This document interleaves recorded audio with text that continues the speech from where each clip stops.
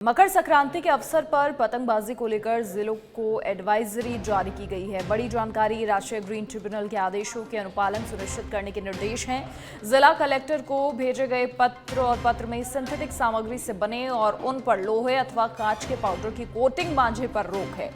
इस तरह के मांझे के निर्माण, भंडार और विक्रय पर तत्काल रोक लगाने के निर्देश हैं और उल्लंघन करने वालों पर पशुओं के प्रति क्रूरता निवारण अधिनियम, भारतीय न्याय संहिता तथा पर्यावरण संरक्षण अधिनियम के तहत कार्रवाई के निर्देश हैं। पशुपालन, गौपालन और डेयरी विभाग के शासन सचिव डॉक्टर सुमित शर्मा ने पत्र लिखा है।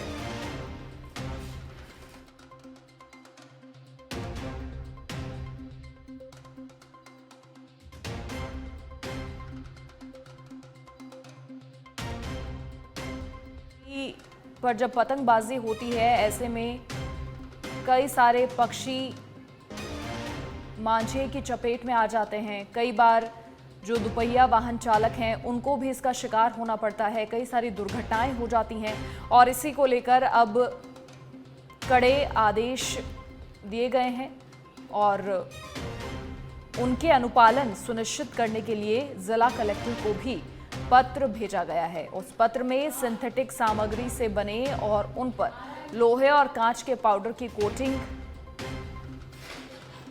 मांझे पर रोक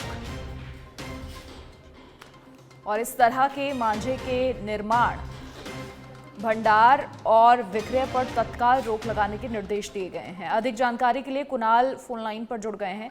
कुणाल, हर बार मकर संक्रांति पर देखने को मिलता है कितने सारे पक्षी मांझे की चपेट में आ जाते हैं, दुपहिया वाहन चालक उसके शिकार हो जाते हैं। इस बार ये कड़े निर्देश पहले ही जारी कर दिए गए हैं। क्या कुछ जो पत्र भेजे गए हैं कलेक्टर को उसमें निर्देश दिए गए हैं?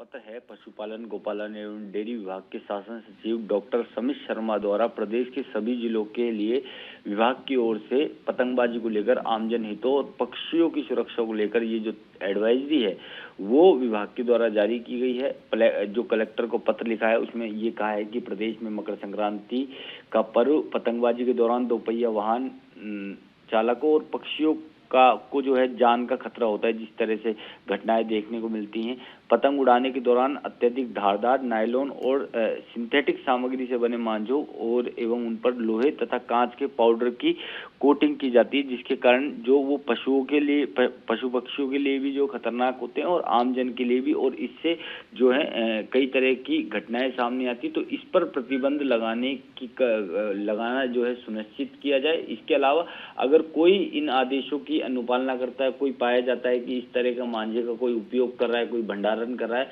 तो उस पर भी सख्त कार्रवाई के निर्देश है। पशु क्रूरता, भारतीय न्याय संहिता और पर्यावरण अधिनियम के तहत उस व्यक्ति पर जो है कार्रवाई की जाएगी और सख्त जो है एडवाइजरी को लागू करने की बात यहाँ पर सुमित शर्मा द्वारा कही गई है। इसके अलावा कुणाल, हर साल एक कंट्रोल रूम बनाया जाता है जिसमें जब जानकारी मिलती है जो भी पक्षी कहीं ना कहीं दुर्घटना का शिकार होते हैं उसके चलते और जो दुपहिया वाहन चालकों को परेशानियों का सामना करना पड़ता है, वहां पर इंफॉर्मेशन दी जाती है। फिर जो मेडिकल टीम है उनके इलाज के लिए मुस्तैद रहती है।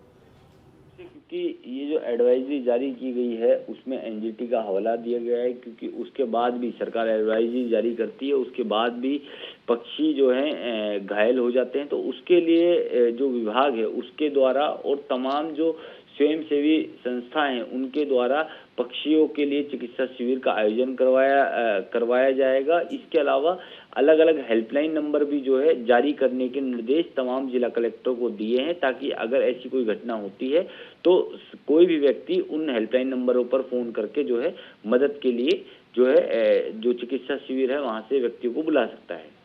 चलिए कुणाल, शुक्रिया जानकारी साझा करने के लिए आपका। तो पतंगबाजी को लेकर जिलों को एडवाइजरी जारी की गई है और उसमें मांझे के निर्माण, भंडार और विक्रय पर तत्काल रोक लगाने के निर्देश दिए गए हैं। जो भी उल्लंघन करेंगे उन पर पशुओं के प्रति क्रूरता निवारण अधिनियम के तहत कार्रवाई की जाएगी।